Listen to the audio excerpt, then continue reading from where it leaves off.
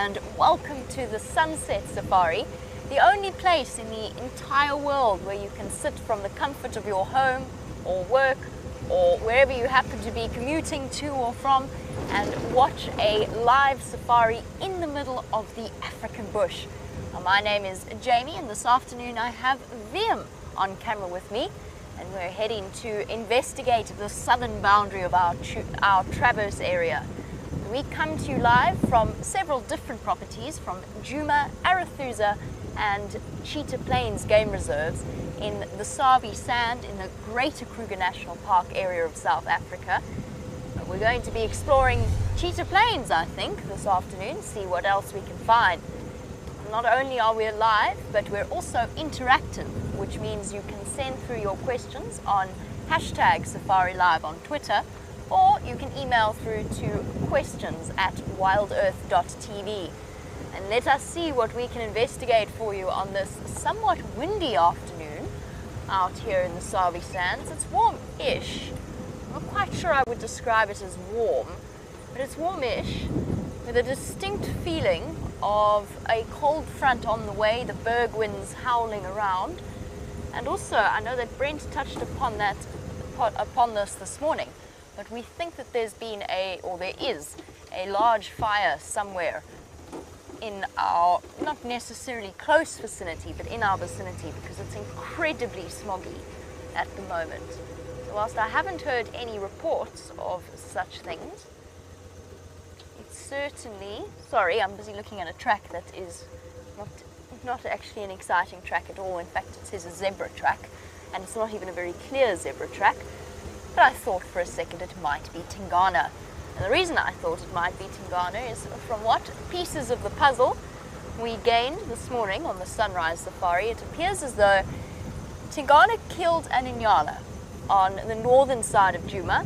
He was then very hastily sent scurrying away by the presence of the Birmingham boys and the Nkuhumas that were with James first thing on the sunrise safari, munching away on, we suspect, we'll never know, but we suspect Tingana's Nyala kill. He then came racing back to the south, spurred on by possibly the threat of lions, but also spurred on by the presence of numerous elephants. We've had huge elephant herds around, a particularly pleasant afternoon sighting yesterday with afterwards what I counted must have been about 70, maybe 80 elephants, all closely packed together around Treehouse Dam. We're going to leave Brent to investigate that, and I'm going to tell you a little bit more about that in a moment. We're going to leave Brent to investigate whether or not the Nkuhumas or the Birminghams are still in that area. We're going to check the southern boundary to see if Tingana perhaps thought it was a good idea to come sneaking back on. Basically keeping our fingers crossed, and then of course there's always the possibility of Karula, the leopard. So Tingana is the dominant leopard of this area, dominant male leopard. Karula is nicknamed the Queen of Djuma, and she's a female leopard that's very much based in this particular area. She has 2 brand new cubs. Now, for those of you who've been watching us over the last few days, you're aware of something of our vehicle woes. Wendy, during a lion sighting, whilst I watched the Nkuhuma lioness disappear north up the road, stalled and promptly never started again. The wonderful news is that we have 2 mechanics who have come in specially to help us sort out the various issues that we have been having with the vehicles, and they've been frantically working on her. She is up and running. She just needs 1 or 2 minor finishing touches before she is all ready to go. So Brent and Brian will be out a little bit later. Our sort of temporary solution of the backpack strapped to the Mahindra and then the camera tripod strapped to the front of the Mahindra was a good idea while it lasted, but that also unfortunately stopped working. As you can imagine, there's all kinds of technological and mechanical implications involved in bringing a live safari to you.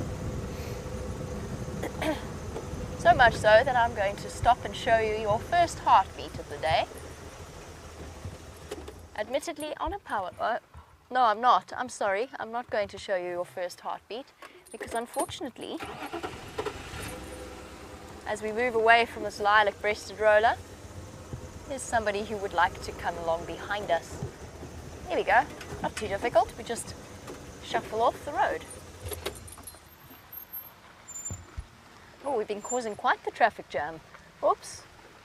That's one vehicle, two vehicles, three vehicles, and one stunning lilac-breasted roller. At least they all seem relatively friendly. Oh, four vehicles. That's funny. And I bet they all got very excited until they realized that we were looking at a lilac-breasted roller. Not that there's anything wrong with the lilac-breasted roller.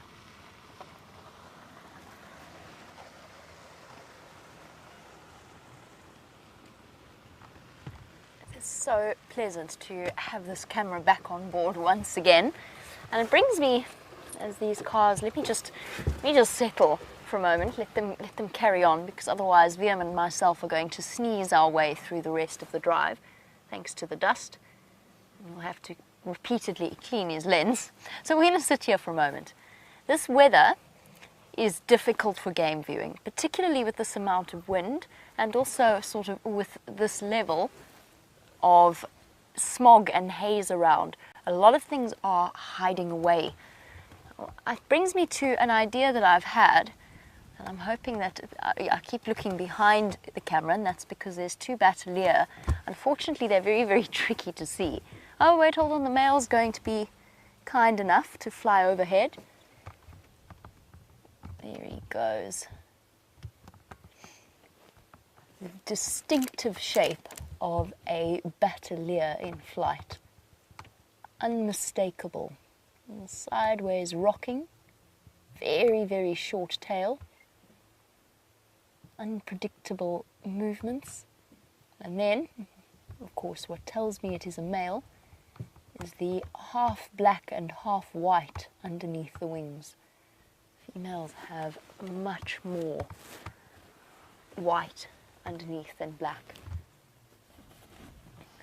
And there's two of them fluttering about, but there's only one that we can see at the moment. And what actually alerted me to their presence was the cawing call that they were making to communicate with each other, a kind of a caw sound.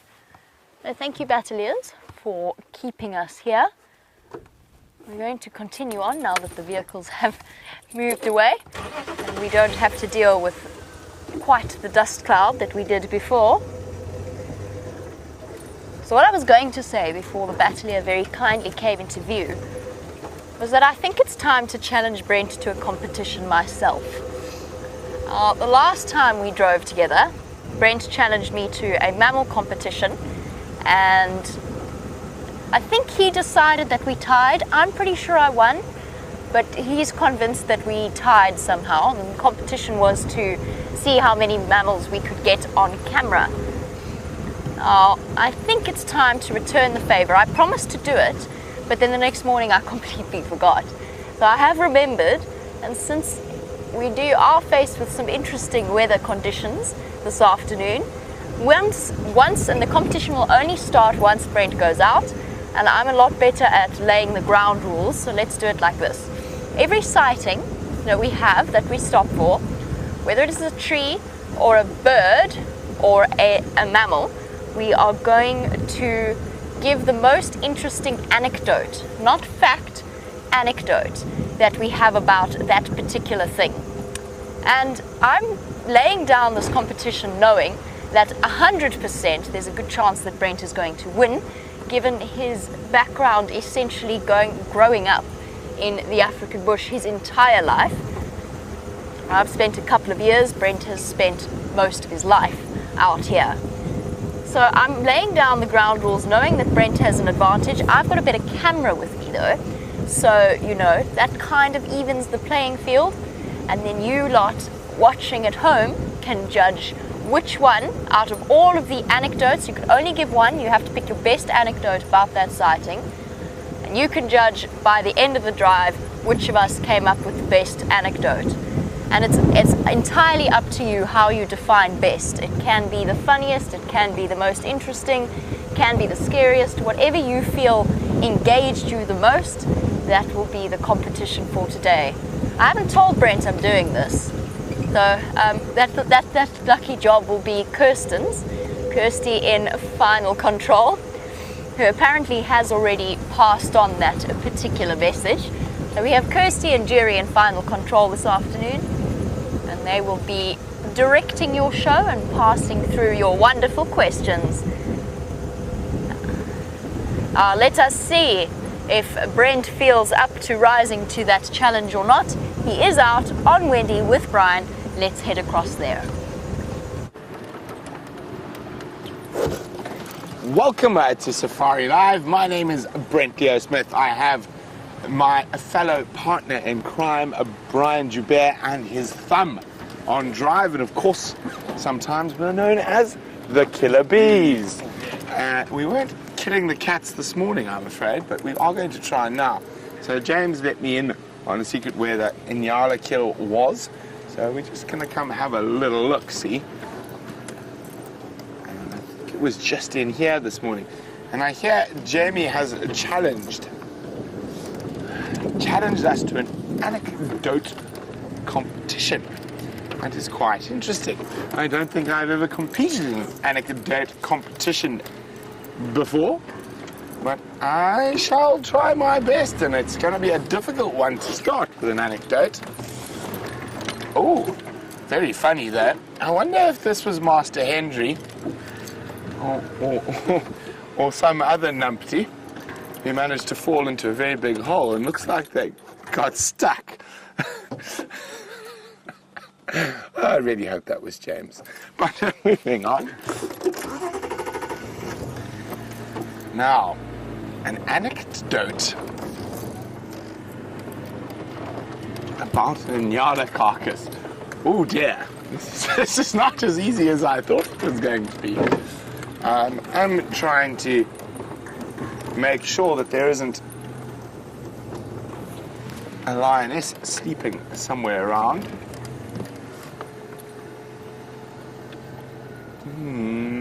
The vultures have been here, so no. Okay, here we go. That is what very little remains, and hopefully as I get out of the car I don't get growled at. Very little remains of a big male Inyala. Now,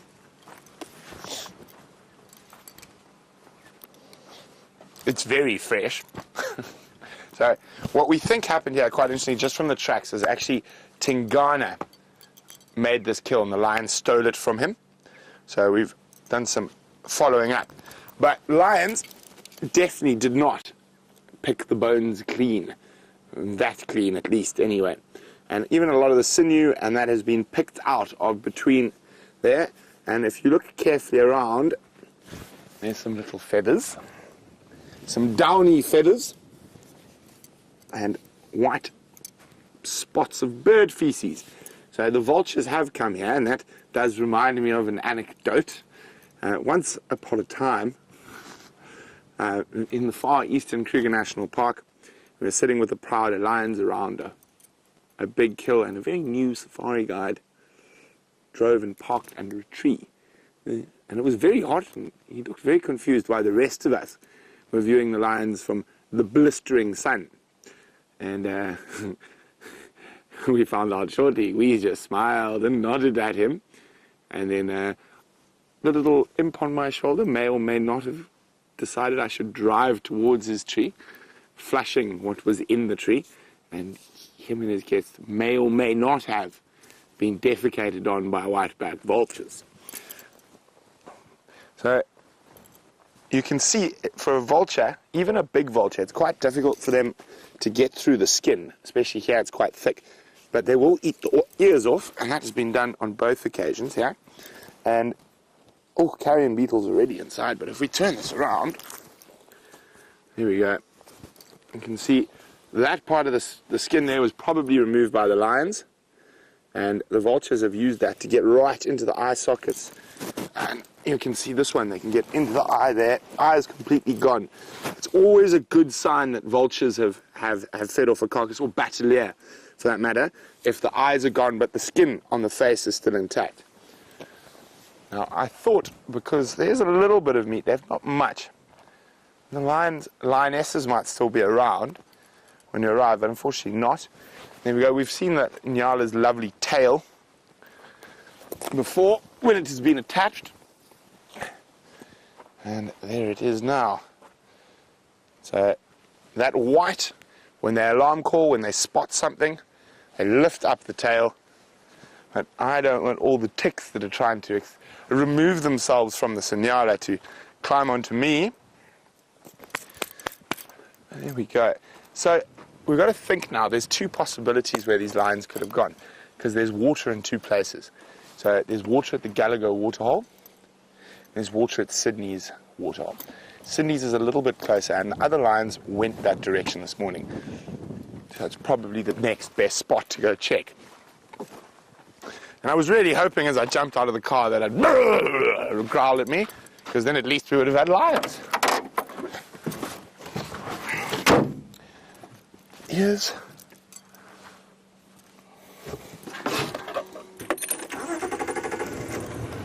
okay. Let's go check towards the waterhole. And we're not going to make the same mistake that someone else did and reverse into that very large hole.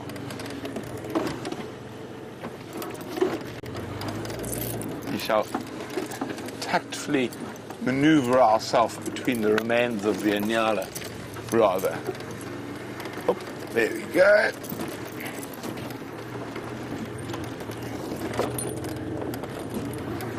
Big male Nyala. Definitely quite old, probably slightly towards the end of its life, but unfortunate for Mr. Tingana, he managed to catch it when the lions were about. Now, we're not very happy with those lions, because if they hadn't have arrived, Mr. Tingana would have probably still been around here.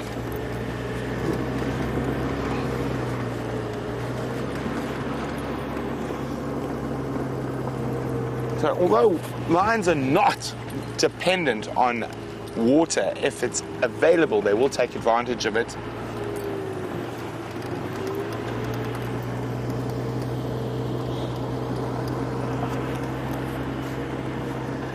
So James Richard would like to check if the jackal pair is around. Says he'd enjoy to hear an anecdote about them. This is going to be an interesting anecdotal safari. Going to be a first for me.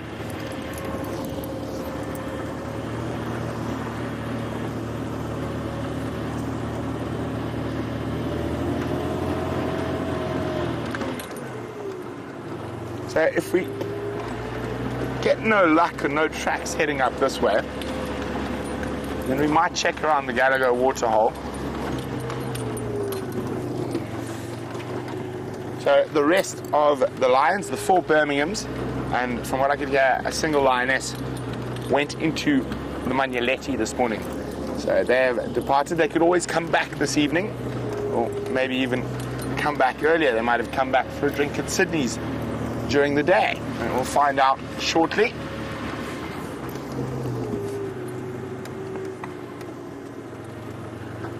Just checking for tracks.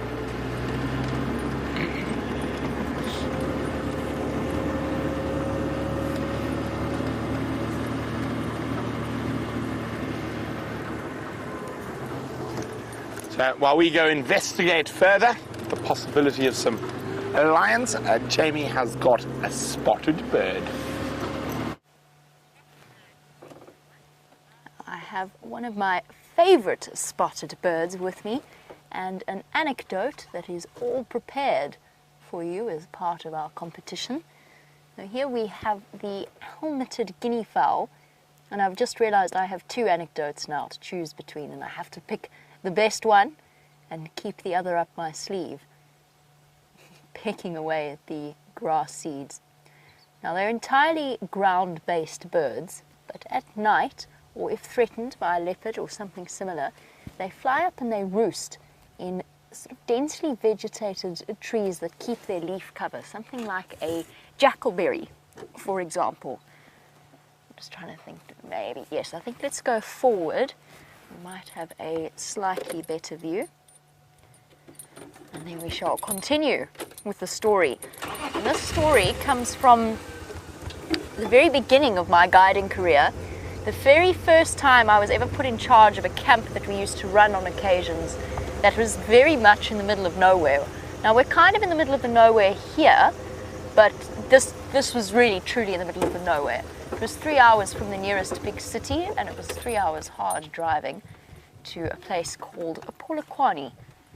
We were up right near the Botswana-Zimbabwe border, and I just started out as a guide. It was the first time I was running the camp all by myself, and I had 2 lovely young German volunteers with me on the back, and we'd had the most incredible night of sightings. We'd had African wildcat, we'd had brown hyena, we'd had porcupine with a baby, and I was feeling most elated and quite proud of myself that I'd managed to get them all of these sightings.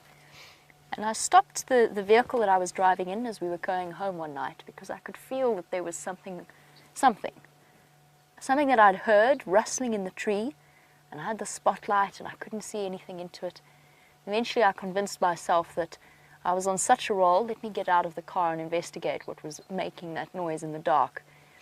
And the next thing, as I walked up to this tree, I was bombarded by guinea fowl making an escape. I'd obviously disturbed them whilst they were sleeping because they're not totally silent.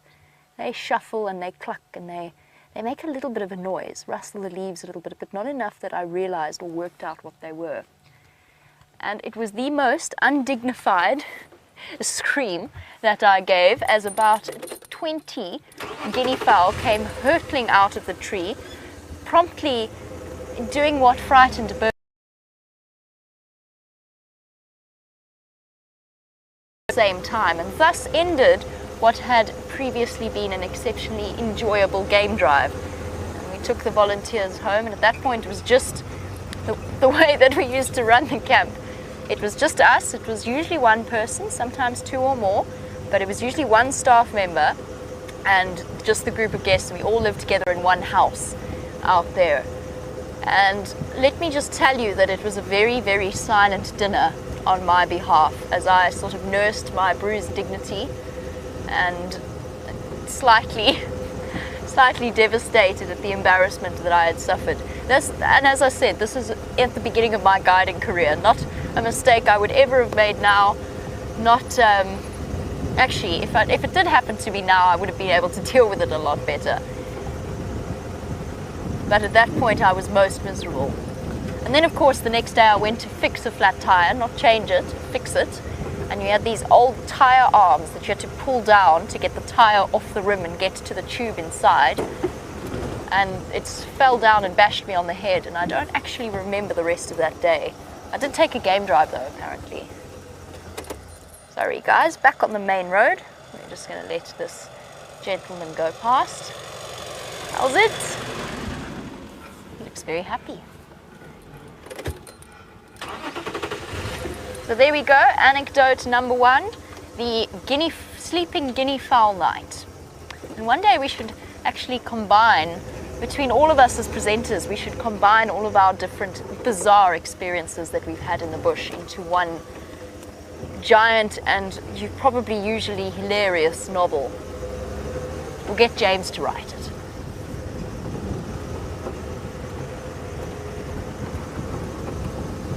We are going to go through the Mulwanini now, which is one of the largest drainage lines in this area. It's where Tundi was found 2 days ago by James.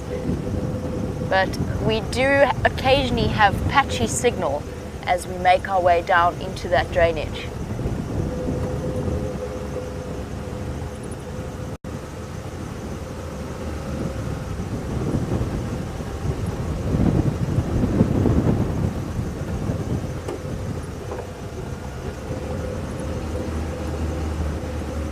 While we do go through this little bit of a shaky patch, let's head on to Wendy.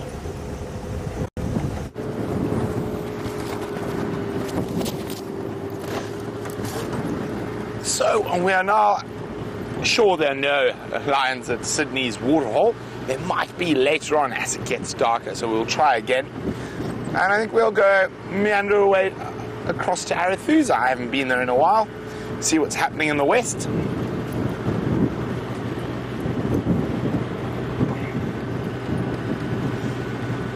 Who knows? Maybe Anderson's about. So for those of you not sure who about Anderson is the biggest male leopard I have ever seen in my life. And I've seen quite a fair number of leopards in my days. His territory just touches in on the western side of Arethusa. And Tingana is the eastern Arethusa.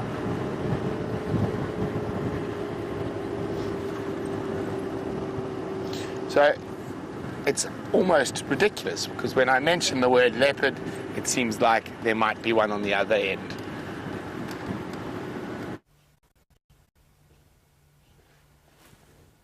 Oh, you know, I said that James found Tundi here, and we've just found Tundi here.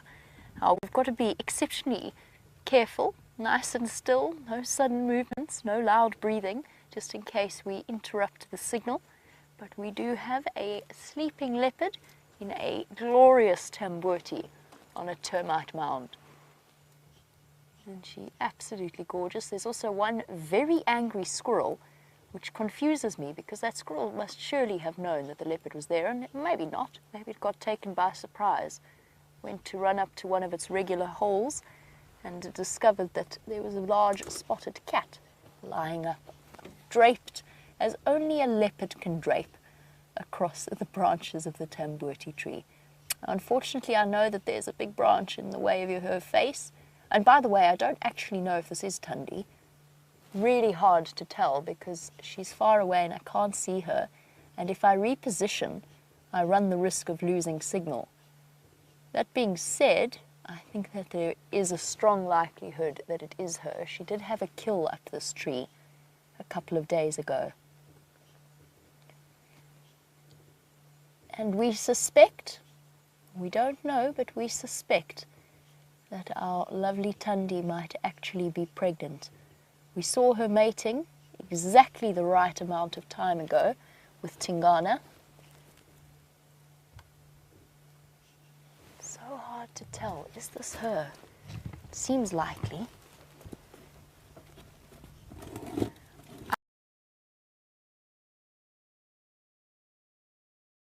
You just have an automatic affection for certain animals, and there's something about Tundi that I really enjoy. I don't know if it's her size. She is incredibly tiny. Very, very small female, and I don't know what it is. I think it's maybe just the connection to Karula and Shadow as well, the likeness that she shares. But she's just this sort of perfect halfway mixture between Karula and Shadow in terms of looks. So we started off our drive talking about Karula, the Queen of Djuma. This is her oldest daughter.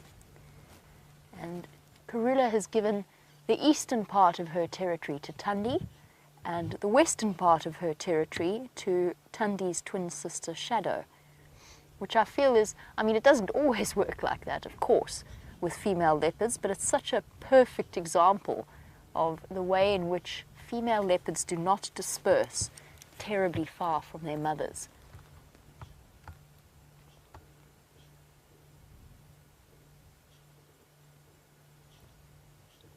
Just can't quite get a good enough look at her face. It's a female, definitely, and it makes the most sense. It is the exact same tree, isn't it, Viam? And same spot. It's the same tree in the same spot that she was in last time. So that makes total sense that it is her. I think it's highly unlikely that it's any other leopard.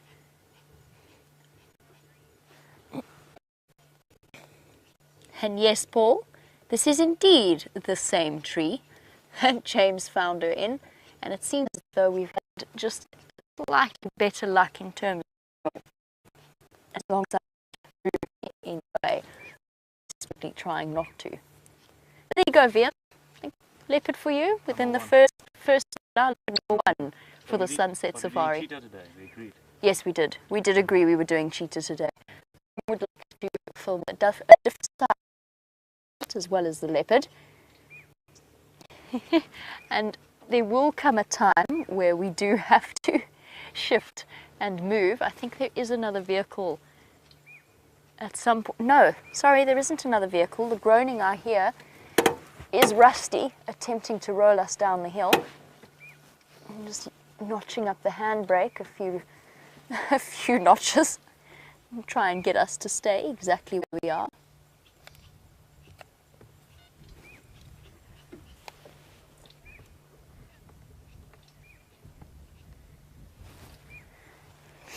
And Tim, reminding me of our challenge, Tim has said we need a leopard anecdote. The difficulty here, Tim, is that there are so many leopard anecdotes that I'm trying to decide which one to choose from, which one will be the most interesting. I did say that the anecdotes don't have to be something that some of you haven't heard from us before, because of course we tell different stories every time we go out on drive, and at some point, eventually, we are going to run out of stories to tell. Luckily, we keep making them as we go along. So Tim, I'm trying to decide, there's two particular instances that I want to talk about, and I'm trying to decide which one I want to talk about, which one I want to tell you, because I did say you could only choose one. That's what makes this game or this challenge difficult. And I think what I'm going to do, I'm going to tell you about two different leopards or three different leopards that you guys have never met and never seen before. But a leopard that where I used to work, I knew as well as we now know Karula. And her name was Rulani. And it was Rulani's cubs were the first leopard cubs I ever saw in my entire life. Rulani was beautifully relaxed. She was an absolutely amazing leopard to be around. And the first time I ever saw her cubs, I named them Artemis and Athena, two little cubs of about 4 months old gambling in a marula tree. And the one, they were both females actually, but the one was much more bold and adventurous than the other, as we've often spoken about with leopard cubs, and it kept tumbling out of the marula tree that it had climbed up into. And it would climb right up and then realize it couldn't get down and then fall out, sort of half tumble, half climb out, and then make the exact same mistake again, like she was practicing. And she eventually was named Rukia, and they didn't like my Artemis and Athena name, but fair enough, okay. And she moved into one of the lodges. So there were enormous floods a couple of years ago in this particular reserve, and while she was setting up her territory, the lodges were washed away, and the rooms all emptied, and the lodges were closed for, I think it was about 6 months. And during that time, she set up her home in room number 3 of Camp 3. And that was where she lived, on the guests' balcony. But then, of course, when the guests came back, they arrived back one afternoon from game drive after the lodge had been reopened, and Rukia had placed an entire impala on their balcony, which they found slightly distressing, I think, at the time. But Rulani was a mother to me. I don't know, it was just because I knew her as well as I did. But Rulani to me, I think, was my favorite leopard there. She was the one that we got to know the best, and she was kind of like the equivalent of our Karula. And she was also exceptionally successful as a mother. And we worked a lot with Panthera. So we got, even though we didn't see it, it was much harder to track in that area. It was just rocks. There was no sand, it was just rocks. So even though we didn't see her as often as we see Karula, we did work a lot with Panthera, and we did have camera traps up absolutely everywhere. So motion-triggered cameras.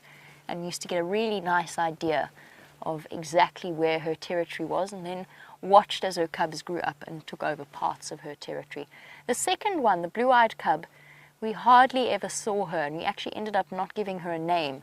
We think she survived. We know she got seen every now and again, but she was the more timid of them, and she never really got used to people. As soon as Mom was away and as soon as she dispersed, she just stayed skittish, unlike her sister. It was an interesting little experience. It was the first time I'd ever watched leopard cubs from, not quite birth, but from babies to adults, and then having cubs of their own.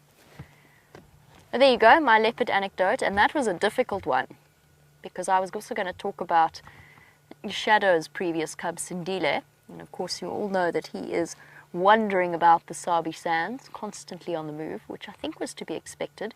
But I was also thinking about telling the anecdote, and I'm not including this in the competition, but I just want to share it with you anyway.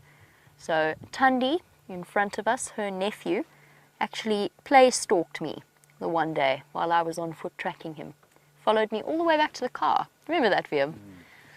I sort of started calling VM at one point. I thought I should maybe get the vehicle in, because whilst it was a playful stalk and he was very small, I just thought it would be sensible to alert VM to the situation.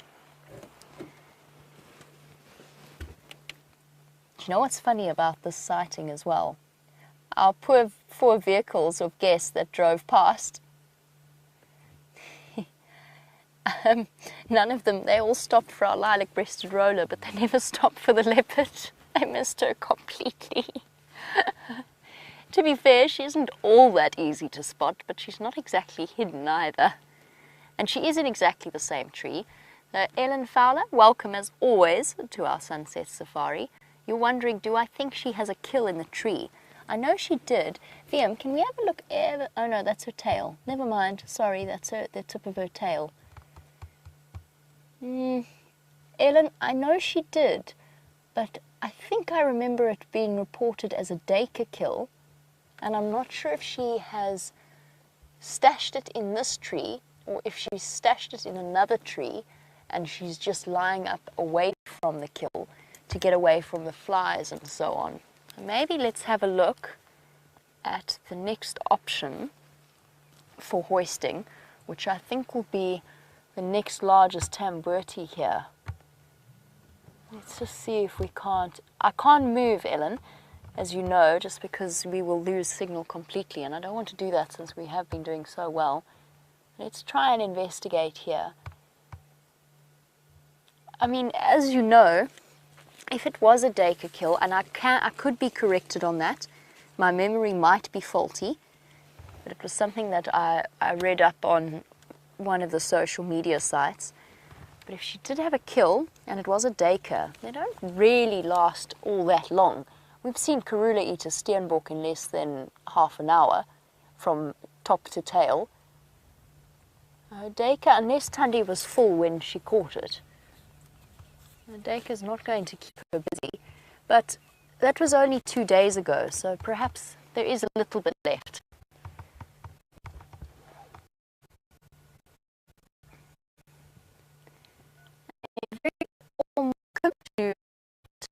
Scott would like to know, do leopards have favourite trees in which they sleep? And in my experience, they have different species of trees. A jackalberry,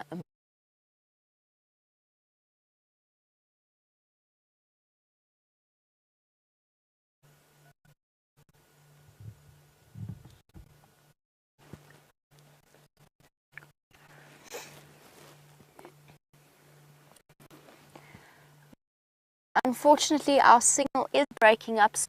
I'm sure that Brent can field that question for me. We're going to send you back across to Brent and go off in search of some cheetah for VM to film.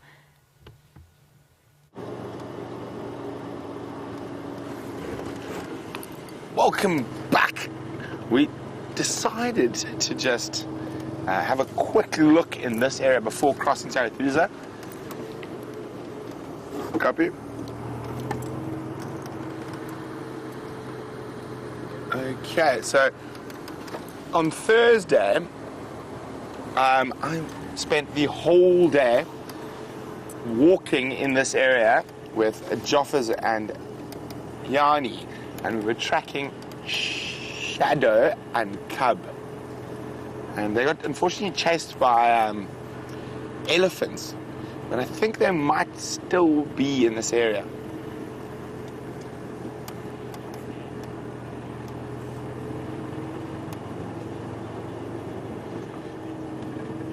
So we just want to check very carefully here. And see if there are any tracks. If there are, Herbert is with me again, and I'll leave Herbert with the radio and send him off into the bush after leopards for us.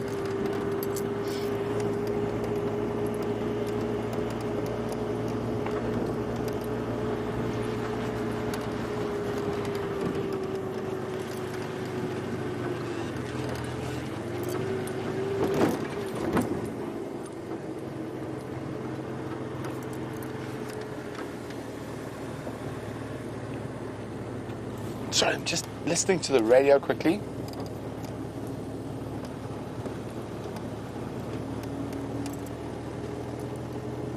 No. Unfortunately, outside of our traverse area.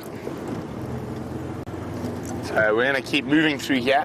And I was also hoping to catch up with some of the eddies we were with this morning. There are some tracks around here, but I haven't heard elephants for a while.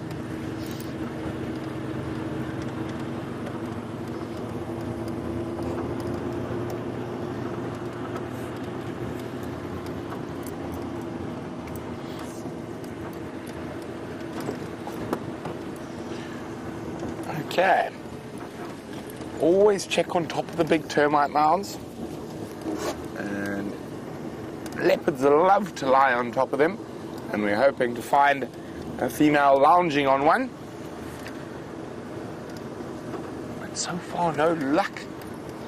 Now, Jamie has challenged us to an anecdotal safari, which is quite difficult, much more difficult than the challenge I was expecting on this sunset safari.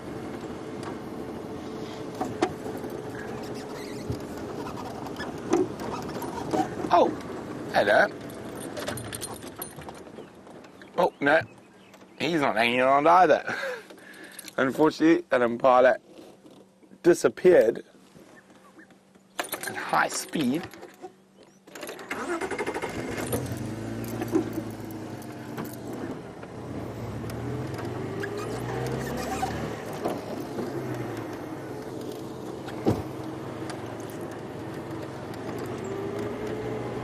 So if you are wondering anything about the African bush and would like to ask me about it, please feel free. You can do that by sending me an email on questions@wildearth.tv, or you can use the hashtag SafariLive on Twitter.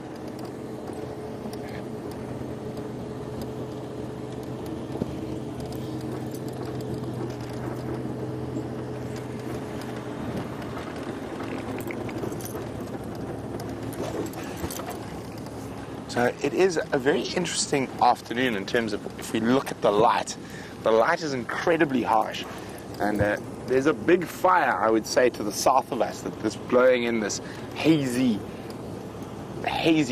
weather we've got now, combined with all the dust. It's giving us a very airy light. Oh, hello, kudus. Two little kudus. There's quite a lot of kudus around, but those two little ones giving us a good look. It's also quite windy, which means quite a lot of the animals are going to be a little bit jumpy, as the wind might mask the approach of a predator.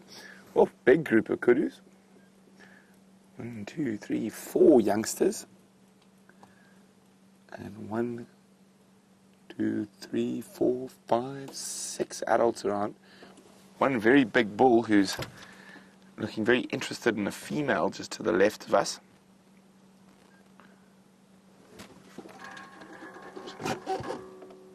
Roll back a little bit.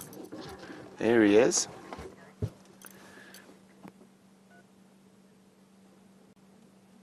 Oh, it looks like he might be doing the Fleming grimace.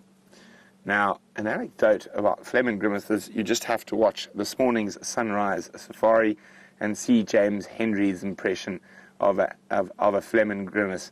It's enough to make you cry with laughter.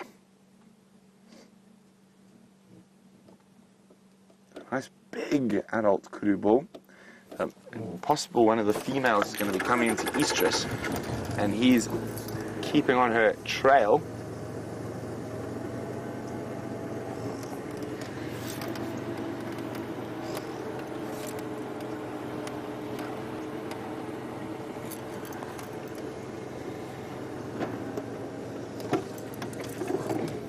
No, he's still walking. So I'll try and get quite a bit ahead of them. Looks like he's going to cross the road. There we go.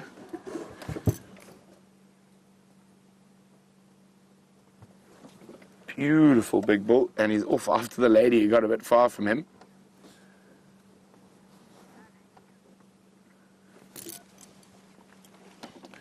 Now, I think out of the families of antelopes we get here in Africa, the Traphalagus family is my favorite, and that's the spiral-horned antelope. Of all of them, bushbuck is my favorite, but kudu are also quite spectacular. I think one of the really wonderful things for me about the whole family is their scientific names have such awesome little stories that go along with it. So, this is the greater kudu, and he's a particularly nice big boy. And here's a Traphalagus strepsiceros is his Latin name. And so it comes from strepo and keris. Keris is Greek for the horn of the animal, and strepo is twist. So for those incredibly big corkscrew twists is what the kudu gets its scientific name from.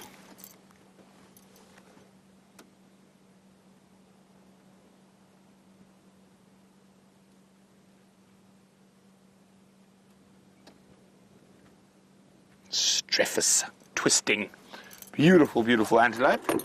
Now, as I said, they're sort of my favorites. The family of antelopes that are the spiral-horned antelopes. Bushbuck is my personal be-all favorite antelope, I think. I really love those little creatures. And their Latin name is Traphalagus, which refers to their spiral horns. Scriptus, the one who has been written or drawn on. And that scientific name actually comes from the original Zulu word for bushbuck, mbabala, the one who has been written on or drawn on, and they've got beautiful dainty little spots that looks like someone's popped them on them. And then of course there's the Inyala, who's the spiral horned I don't know. So he's Traphalagus angazi. When first discovered by Europeans, there was a Scotsman who headed up from around modern day Durban today, and he took all his porters and staff on his expedition from that area. And Inyala didn't traditionally occur south of the Tugela River, so he got up into Zululand and he shot this animal, and he went to his staff and said, "Well, what is it?" And they went, "Angaz." So he called it an Angaz animal. So it's an I don't know.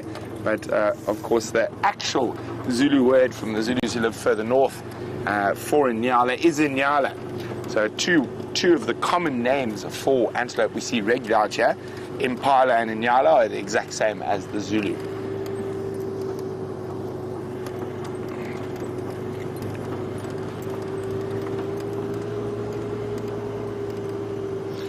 So, speaking about the Impala, who is named, has stayed true since the Zulu days, Jamie's got some to show you.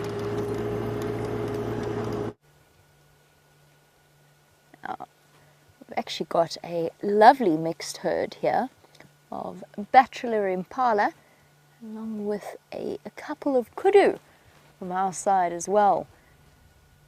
And again, trying to choose my favorite anecdote about kudu is surprisingly tricky. Had so many incredible sightings of them. Once one jumped over the front bonnet of my personal vehicle whilst I was driving along a dirt road. That was terrifying, but that was not the anecdote I wanted to tell. The very first time, I know, here we go, I've got a connection for you, and a story I don't think I've told before.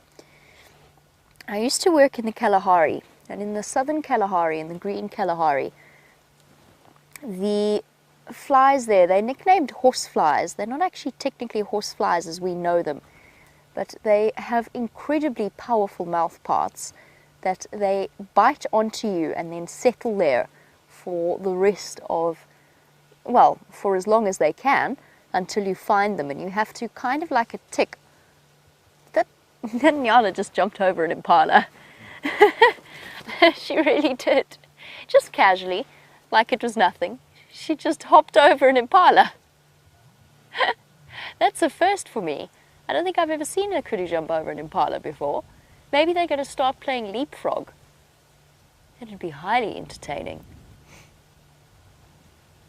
Anyway, to distract myself and change the subject, let me go forward a bit while I do so that you can see the bull of this particular group. Kudu are connected, very closely connected in my mind, to the first time that I ever did game capture, proper game capture in the Kalahari. Now, basically what I mean by that is that we were capturing animals. The private conservation industry in South Africa is something that has absolutely ballooned and blossomed.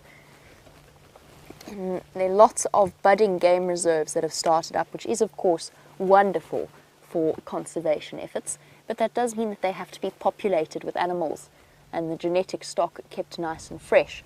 So I was participating in capturing a number of kudu through ketamine and M99 darts, and then moving them into a truck and then moving them to their new homes elsewhere, essentially repopulating areas where man had, either through habitat encroachment or through hunting or through poaching, whatever else, essentially removed the natural species that lived there.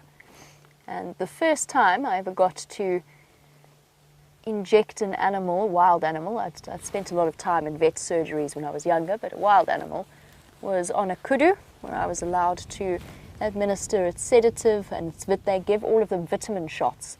Well, they did in this particular instance, so I got to give him his vitamin shots as well. It was a truly extraordinary experience because it was a whole load of us picking up a kudu on a tarpaulin and putting it in the back of the vehicle to transport it to the crates. And the reason that the horseflies came into that story was because I very quickly learned that, as glamorous as a job like that might seem, you end up bruised, battered, and covered in these horseflies in places that they should never have managed to reach. You don't know how they managed to reach it, and you spend your evenings removing them from your skin. And this particular kudu was covered in them. It's another thing that they used to do as part of the capture process was actually spray them with insecticide to get rid of, not a heavy-duty insecticide, but essentially an anti-tick and an anti-parasite spray, just so that they were a bit more comfortable when they arrived in their new homes. It was a very interesting lesson that. We did roan that day. It was the first time, no, that's not true. It was the first time I ever saw an aardwolf in the Kalahari was on that day. An aardwolf, of course, is an animal that if we saw here, and in theory we could, I would be absolutely beside myself with excitement. It's the smallest member of the hyena family, arguable, but it is classified as the smallest member of the hyena family, and an pure insectivore, so it doesn't have those big bone-crushing jaws. And that is an animal that I would love to see. Our kudu have moved off, and we need to carry on towards Cheetah Plains.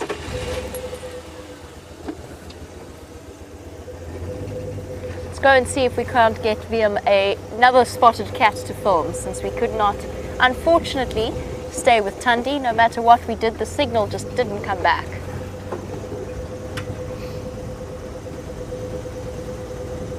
It's very common to see mixed herds of antelope like that. More eyes means less chance of a predator sneaking up on them. But then at the same time, they're just comfortable in each other's presence and they're of no threat to each other. So we had a group of feeders there. The impala munching on grass shoots as well as leaves.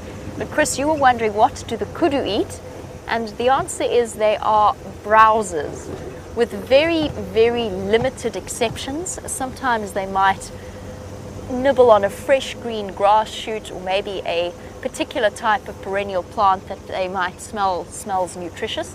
But in general, they are adapted for browsing, and they tend to be quite focused on, they're quite adaptable in terms of what they can eat. So they'll focus on bush willows, and then they'll go across. They tend to ignore the sickle bush, I haven't seen that. In fact, it's only really elephants that will properly eat sickle bush. What you got there, Via? Lion tracks. I was told that there were lion tracks coming in this direction. That's why we're going here. This is good news for all involved. Unfortunately, because this is the main access road to the lodge, they have been driven over, but I'll keep an eye out for a nice one to show you all.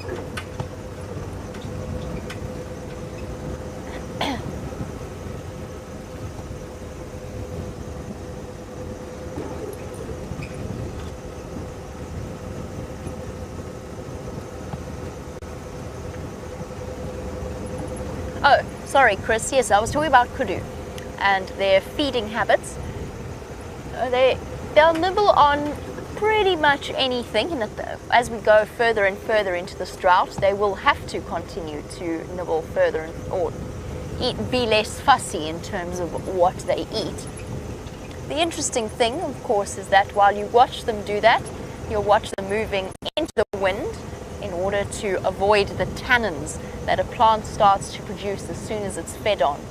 So they'll feed into the wind so that the leaves are not bitter tasting and horrible for them to eat. We're going to go through another signal dip. While we do that, let's head over to Brent and see if he can give us some more lovely anecdotes.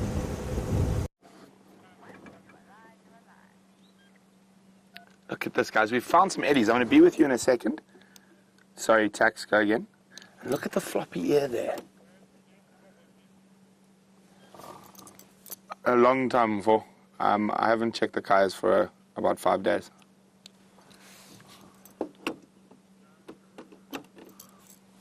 Sorry about that. As we linked, Taxon was just asking me if we had seen the hyenas and which den was active. And we think they've moved den. We haven't managed to find it, but while we're with the elephants. So look at that. How his ear is very floppy. He's a young male. Now, it's probably cartilage damage. So an elephant's ear is a very big piece of cartilage, and that's what keeps it stiff. So when you see it flopping like that, there's a sort of a break or a bend in the cartilage. It doesn't really affect them too much, and you can still see the blood vessels are there, and is still able to flap it a bit to help them cool down, and not such a stress in winter because it is quite nippy, even now already. Very cold wind we have this evening.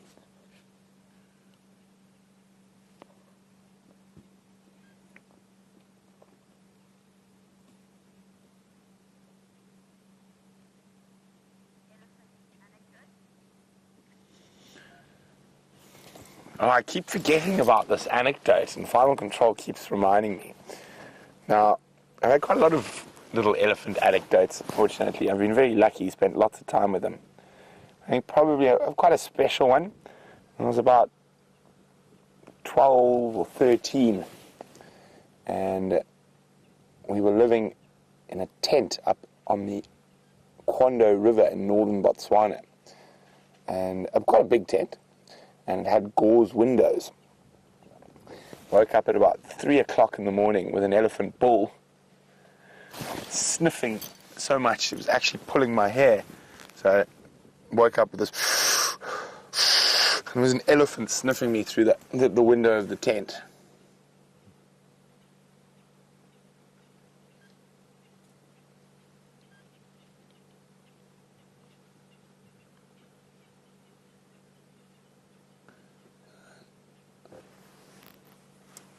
Nice young eddies.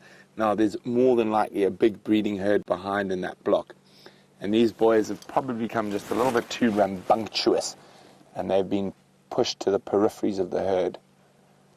So probably 14, 15-ish. Naughty boys. Terrible teens.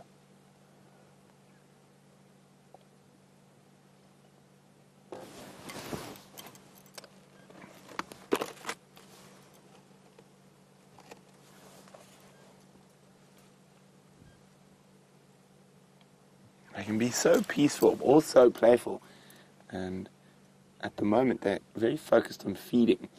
Now, the majority of an elephant's life centers around feeding.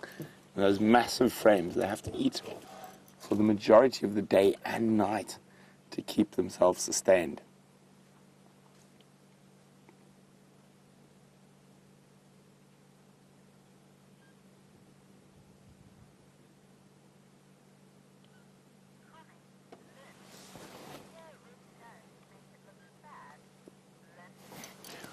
Well, Lynn says that floppy ear really makes that elephant look sad. Well, he looks quite happy to me. If you watch his tail and his body language, he doesn't seem to be too perturbed with his floppy ear.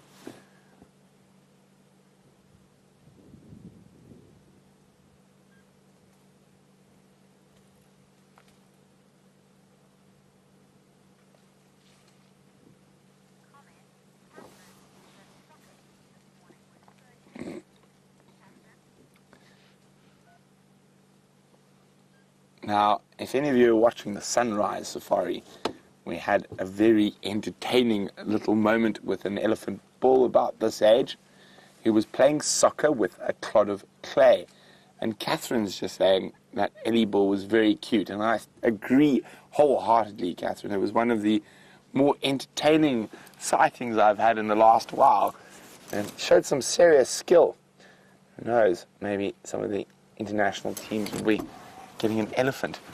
Well, apart from its skill, I just think the sheer terror of running onto a soccer field and playing against an elephant would immediately lead you to win the game.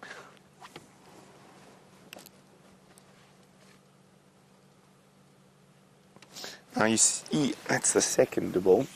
He's feeding off a buffalo thorn that's already been pushed off. And they're really having to work hard to get enough sustenance at the moment. And you'll be noticing they're probably going to be feeding for a lot longer during the day and night, and we're going to be hearing them moving around, especially if you're listening to the dam cam. You'll probably hear them quite a bit more during the night now.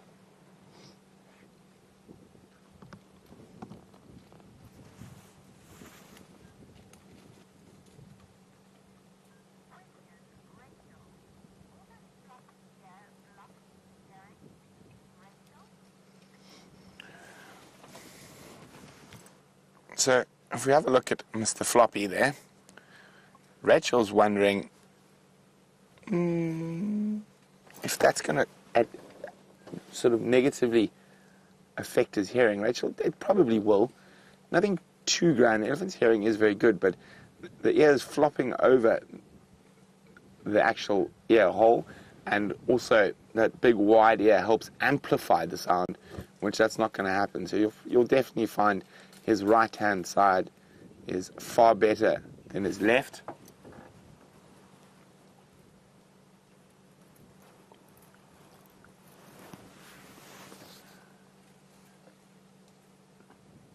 But I want to see if I can catch up with the rest of the breeding herd, which I think is probably moving through the block.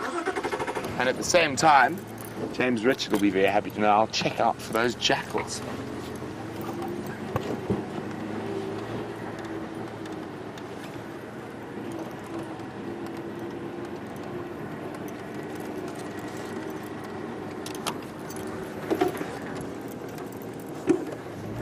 Okay, let's get going.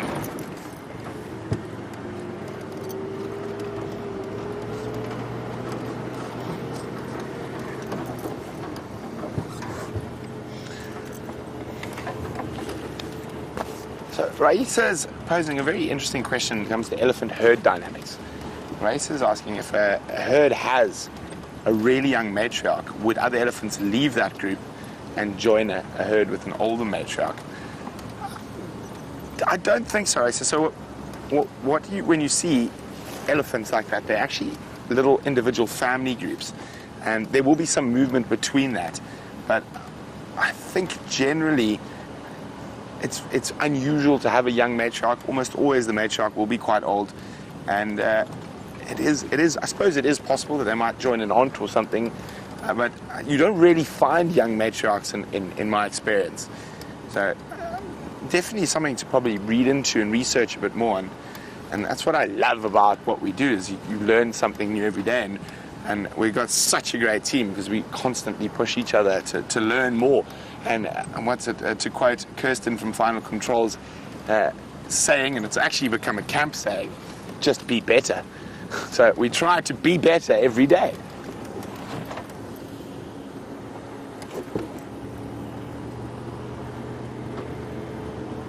So this is a good spot. We're going to look out for those little side-striped jackals that James Richard was asking about. They have been seen. Oh, got both of them. There we go.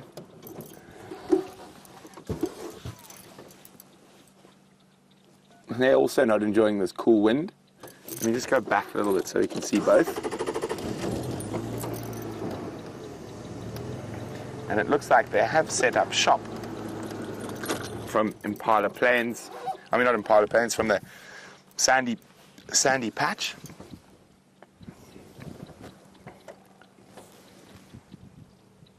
Oh, I don't know if you're picking that up on the mic, are you? That massive herd of elephants is off to the right. But now, before I forget, an anecdote about side-striped jackal.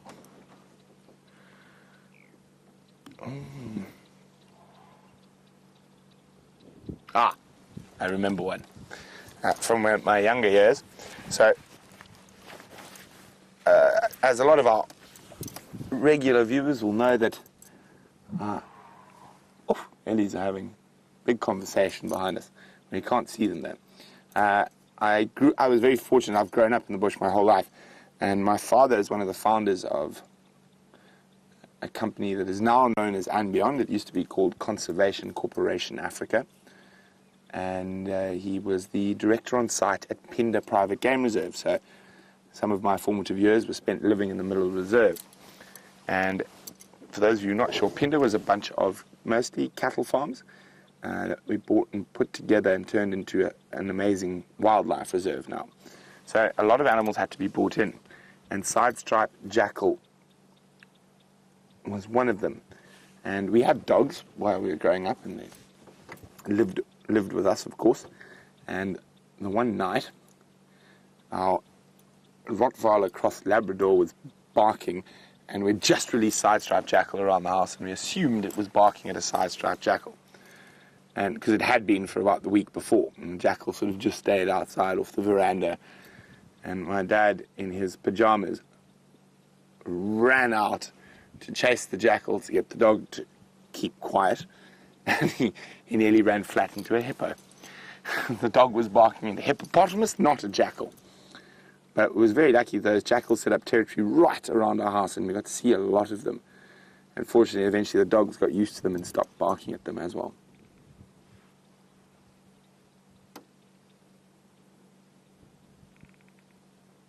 Yeah, well, let's see if we can catch up with that elephant herd that are making all that noise.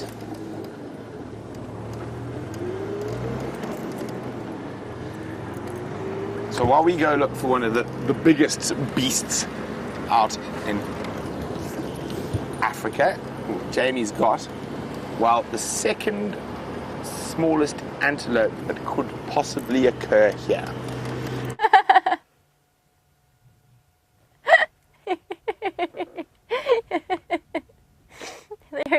There he goes. Sorry, I did have to have a good chuckle at that one. That steenbok stood frozen perfectly right up until Brent sent you across here, at which point it decided to dash away. Now, that was a little male steenbok. When I first encountered him, he was standing very much with his head in a buffalo thorn, which didn't look very comfortable at all. Most of you know, and we've told you plenty of stories about our experiences with the buffalo thorn and the impact that it has, but there we go. Here's an anecdote for you about buffalo thorns. I'll find you a nice one. Those ones are a little bit far away, but I'll find you a nice buffalo thorn. But as part of our sighting anecdotes, a buffalo thorn has two very sharp sets of paired thorns. So it's got one straight one that points straight away from the plant and one hooked one. Now that is exceptionally uncomfortable when encountered. The thorns are so sharp that no matter how small your encounter with them might be, they're very determined to hook into your skin. One of the things that I used to do where I worked before I started working here was twice a week we would go and we would, because it was an area that had previously been used as farmland, it had a lot of encroached vegetation. So what I mean by that is because it had been treated as a farm, they were actually farms given to returning World War II soldiers, strangely enough, and they were just handed these parcels of land. And as a result, through grazing cattle, they became exceptionally overgrazed, and therefore we got bush encroachment from species like buffalo thorn, sickle bush, spike thorn, all kinds of things. So what we used to do twice a week was we'd go and we'd construct clearings, and we'd go and we'd clear bushes. We'd also clear roads at the same time, just to make some nice areas that would have existed anyway for the bulk grazers, such as the buffalo or the zebra or whatever else happened to come along and enjoy those open areas. So that's what we used to do. And thinking back on it now, we did arm a lot of people with very little experience with things like pangas, which is the equivalent of a South African machete. We carry them in our cars at some point, and saws and all manner of dangerous things. And as you can expect, sometimes things went somewhat wrong.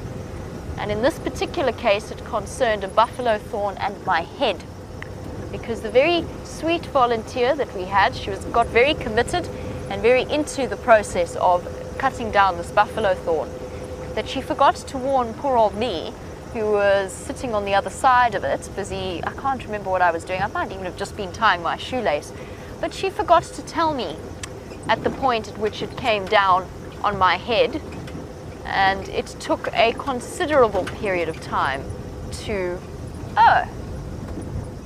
help me out and help clear me. Oh, there's a warthog.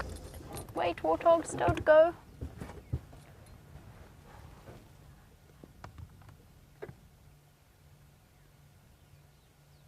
Trotting off into the distance. Ooh.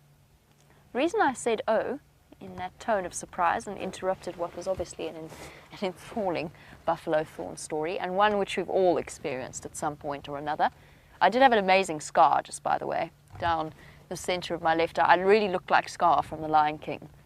It's gone now, but it was quite impressive. The reason I said "oh" is they're pumping the pan again. 3 in the row pan is now 1 pan that has some water in it. And they've decided clearly that I think they finished fixing the pans up, and they are now starting to supply water. Now, for any new viewers who have joined us for the first, oh, look at that. On cue, coming to have a drink, smelling the fresh water. Hello. That was perfect timing. Oh, little one.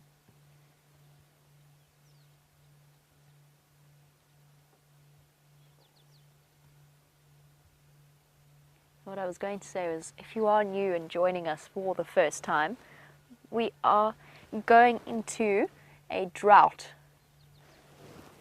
a very serious drought, and the animals, or the various game reserves, are actually providing with the animals with places to come and drink. Look at that. That older female at the back is very clearly the oldest and most experienced elephant in this little herd. Oh, so exciting. Fresh, clean water. It's been freshly pumped. The elephants are going to absolutely love this.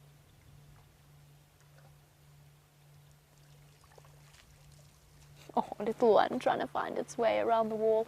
Got a one-tusked female at the back, coming to join the rest of her family. Small little herd.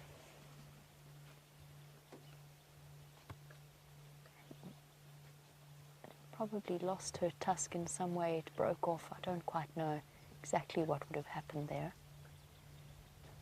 She's pushing her way in.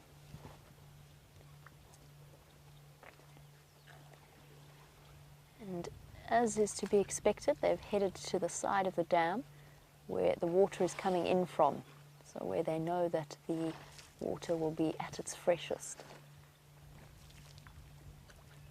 I'm just going to be quiet for a moment so that you can hear the slurping sounds as they drink.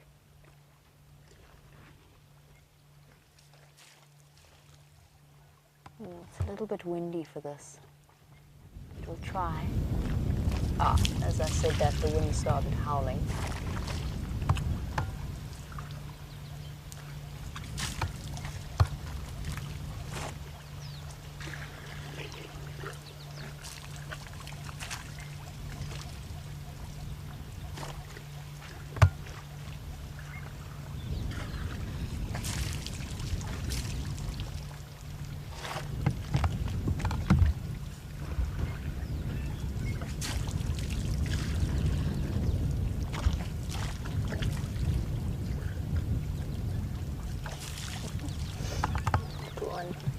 Attempting to drink its fill.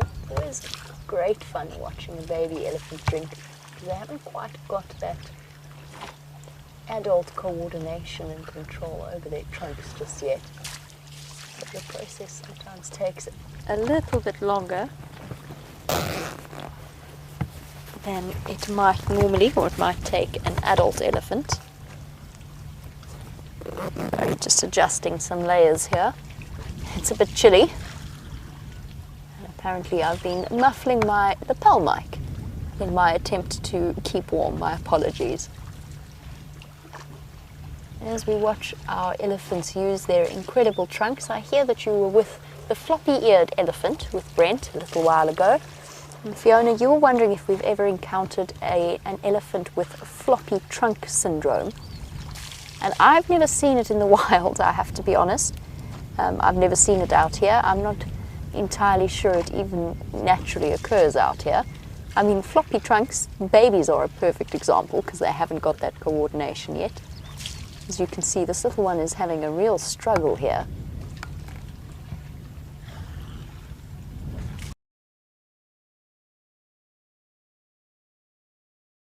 What's that patch? Oh, there we go, maybe a little bit, that was okay.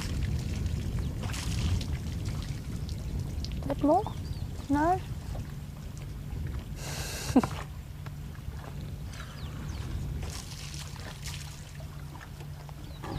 Oh! That's not going to help, that's going to make it even muddier. You're sinking your trunk right into the mud, it's going to make it so disgusting.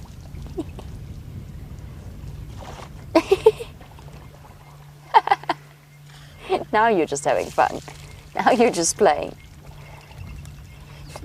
It's like a toddler in the bath blowing bubbles.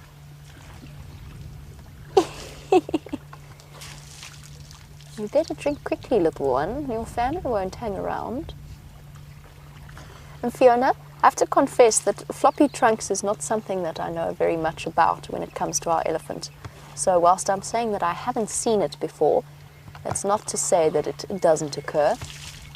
The only time I've ever seen floppy trunks is with little baby elephants.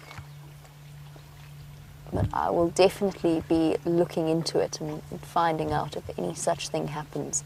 Of course, we do get our snared trunk elephants, or elephants that have lost their trunks to crocodiles. The female with the three-quarter trunk is one of my favourite, as well as that bull that we started seeing over the last few weeks with only maybe even less than half a trunk. It's not hard here to see who is in charge and is in control. Most of these elephants are very, very young, only just at their oldest entering their teens. And that little one is probably under, I would say, under about around 2 maybe. But you can see the big female at the back stands far taller than the rest of them. She's clearly much, much older.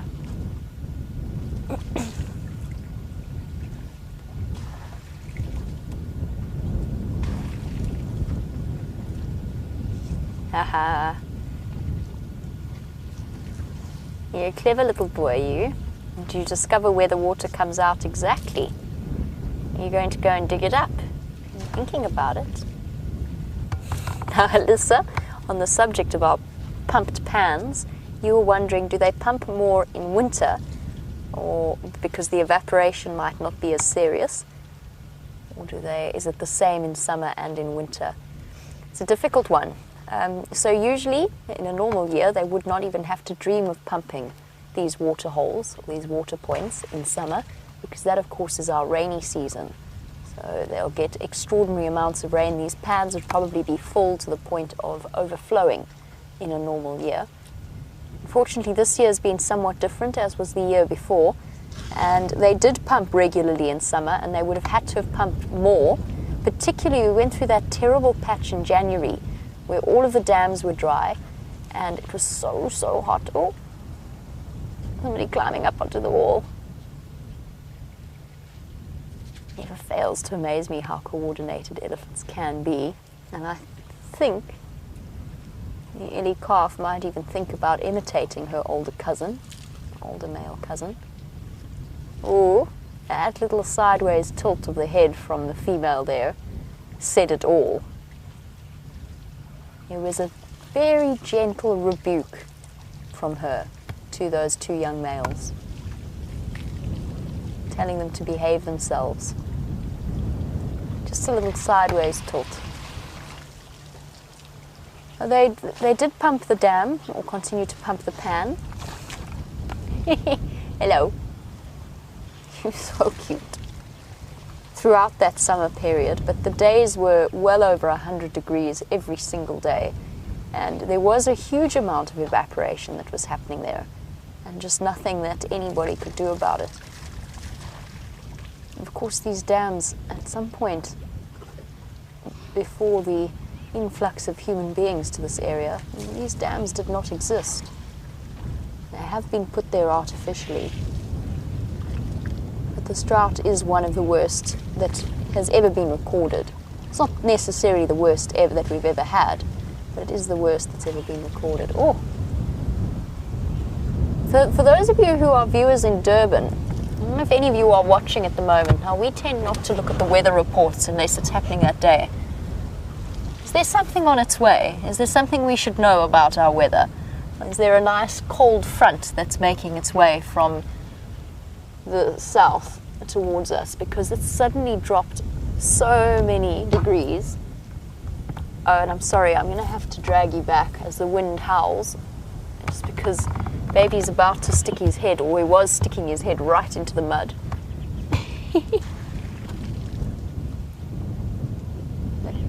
Are you having fun? Is that mud fun?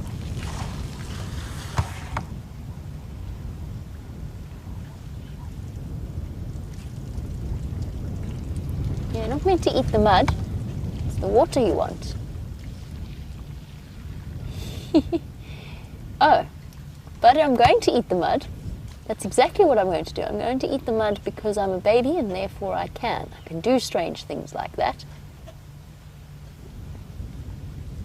Even if it doesn't taste very nice, I'm enjoying it.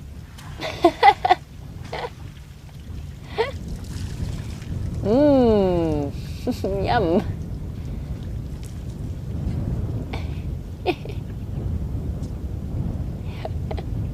So, geophagy is actually not uncommon, and you might find that this thick clay does actually have some minerals or salts that this little baby is enjoying, because something is telling it to eat dirt and enjoy the mud. And since this pan has been dry for a long time, you might even find that it's enriched the top layer of the clay layer, and that's why the elephant baby is eating it. None of the others seem terribly interested in. Maybe one male at the back looks like he might be doing it as well. Oh no, they are.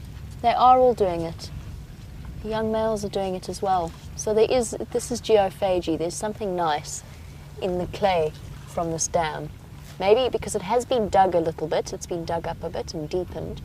So that might have exposed something, a layer of clay that has a particular mineral that they are enjoying. They are munching away at it. And the plants around the edges, of course.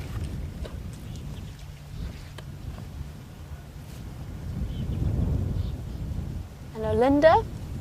talking about our trunk, you've been watching our little one use its trunk, and you were wondering, can elephants get colds or stuffy noses, anything that sort of blocks up their trunk?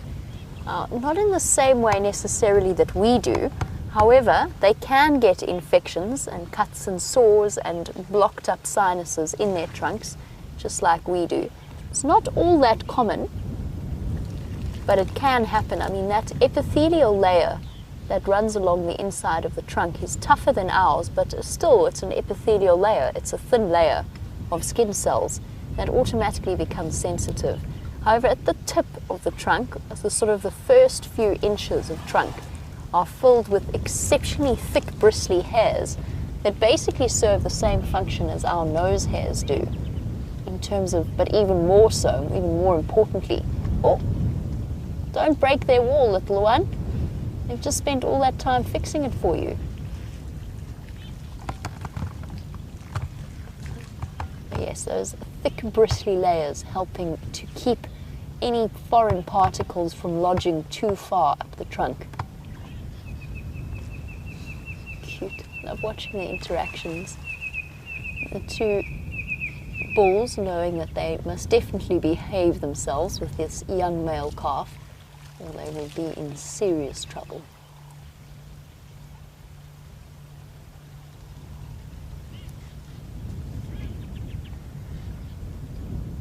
But they do want to scuffle with each other. The little one wants to join in too, wants to be part of the fun.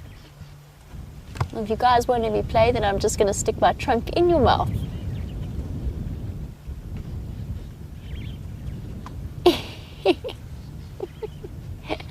Kick dirt, because you won't let me play with you. Fine. These two squaring up, playing King of the Castle, and the baby looking in serious danger of being knocked over at this point. But that astoundingly hardly ever happens with elephants, despite their enormous bulk and their numerous blind spots. They very seldom bash into or knock the babies unless they mean to. It doesn't really happen by mistake. That quick trunk into the mouth greeting that the younger calf gave, I sort of jokingly said it was because they wouldn't let him play, but actually all elephants do that. It's the part of the elephant that is one of the strongest smelling, and so they stick their nose in there as partly a tactile conversation, then also as a way of smelling what's happening with that particular elephant, since they do communicate through smell as well as sound. All congregating around this damn wall. Fascinating. But I haven't seen them eating any more dirt now, actively.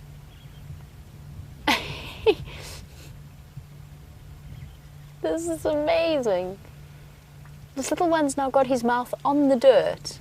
I can't tell if that's his head, if it's because his head's been pushed into the dirt, or if he's actively trying to eat. Aww. Something's got them very interested there. And I'm sure it's the freshly dug soil of the dam wall. Not digging. I haven't been eating that much.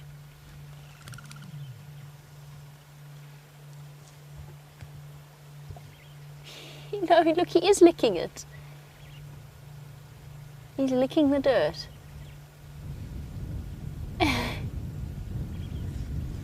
There you go. Geophagy at work. Practice of eating dirt, or at least the soil.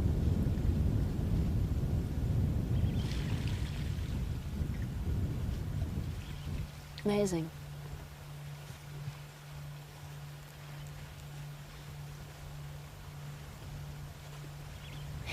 Little one's got prime position, although I do still feel as though there's a chance it could go tumbling into the water hole.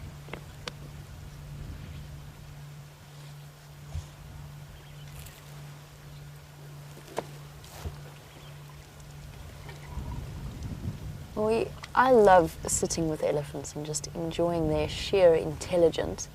At Monique in London, You were wondering if elephants would be clever enough to water the ground in order to provide for some fresh grass or anything like that. And the answer is no, unfortunately not. And whilst they are the instinctive farmers of an area, that they keep particularly bush encroachment species like round-leafed teaks at a specific size rather than letting them get too large, they're not farmers to that extent. So they won't have any understanding. And of course, in a normal season, they don't need to, regardless.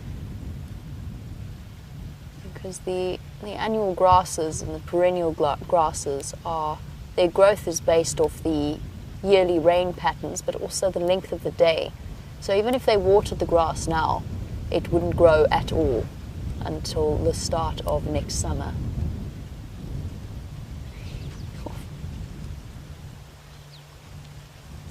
And just like that, off they go and wander off. Now, I've completely forgotten all about my anecdotal story. I'll save one up for the elephants for another time. In the meantime, Brent has got a lapwing chick and he must have a good anecdote about lapwings. So we've got a pair of crowned lapwings, and if you look very carefully to the one on the left, there's a tiny, tiny little chick. Here it is, pecking on the ground, following around the adults. Isn't that just too cute?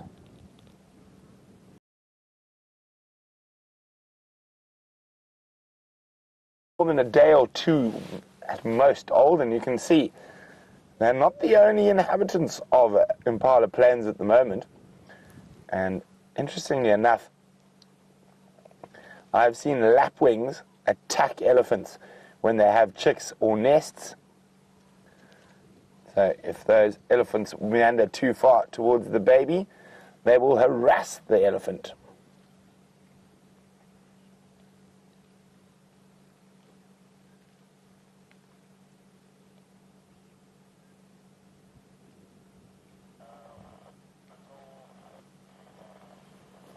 So we didn't make it to Arathosa due to the fact that there was not much happening there, and we were listening for this big herd of eddies. Now, again, I forget the anecdote that we lost an anecdote. Oh, we could get some fun. We could make a new anecdote right here. But as I was saying, my anecdote was that I've watched lapwings dive bomb elephants on many occasions. Now, normally when they're still nesting, but let's see what happens. Oh, there's another floppy-haired elephant in the background. Where's the baby? Did he run off? Yeah, I'm not sure. No dive bombing, no making of new anecdotes today.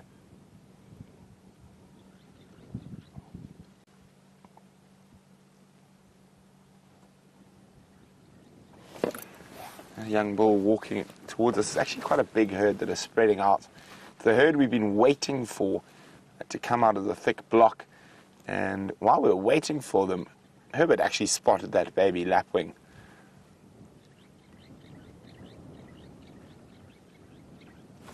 So the rest of the herd are coming through around the back of us. I'm going to reverse a bit more. And I did see a bit earlier through the trees a really big bull that was with them as well. I'm hoping we get a nice view of him.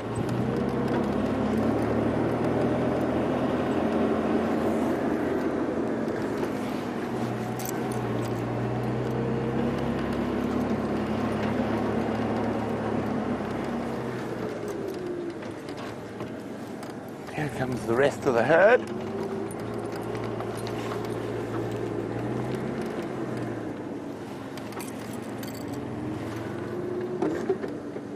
It's spread out through the bush here. That one's the most open at the moment.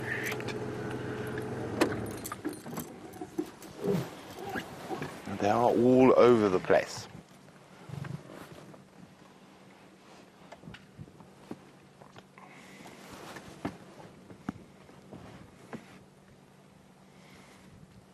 Hello, mister. Oh, careful if you eat that. That little bush he's eating there. Let me just have a quick look if we zoom a bit closer. It is too. It's called the hairy caterpillar bush. And that is the traditional medicine version of the little blue pill.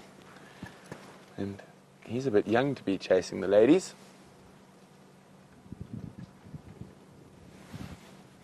There's a little baby that I'm hoping is going to approach us.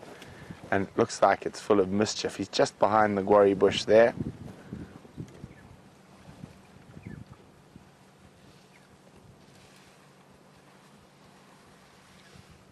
You can just see, look at that. There's naughtiness written on that face.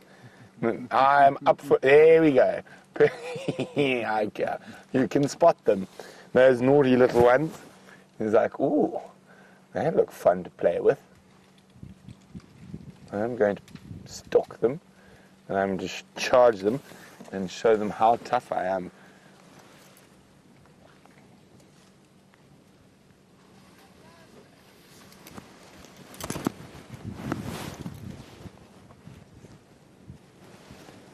Everybody comes close to the car. Oh, he's going to hide behind Mom. Will he charge from the front? Hello, naughty.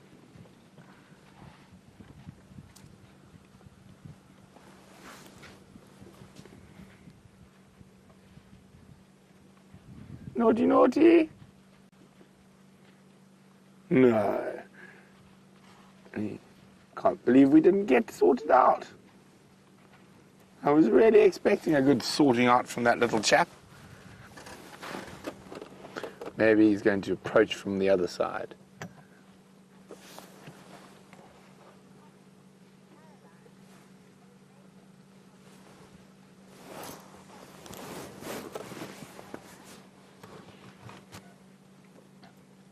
Oh, two in front of us, Brian. They look like they're up to something. Oh, no. There's so much focus on feeding at the moment. And I think in the late afternoon, there is the focus on feeding. We tend to get a bit more playfulness in the early morning. And of course, the ones that are young enough still to be suckling are still full of nonsense, but they're not relying on having to feed themselves just yet. And you can see how hazy the light is through the sun there. It should make for quite a spectacular sunset later. Oh, there goes the tree.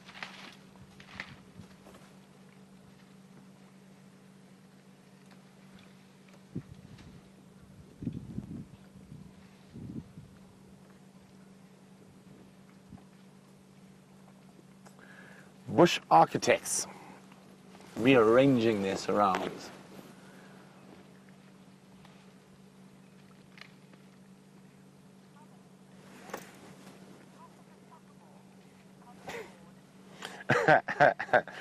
James Richard said I should toss him a soccer ball. He's probably bored.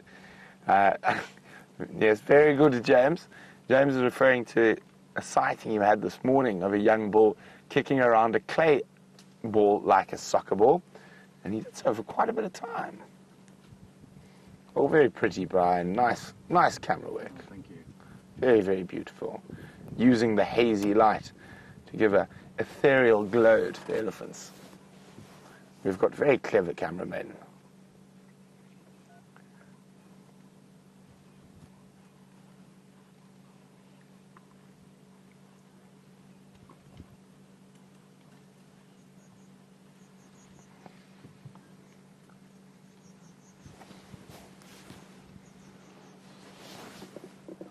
There's some more young bulls coming through.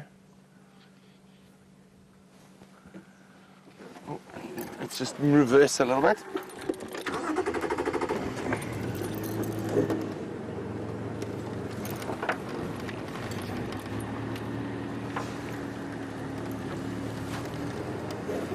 I'm just trying to see where the next load are going to come through at. Caroline is wondering, how do elephants communicate with each other? Just trying to find you a little window How's that, Brian?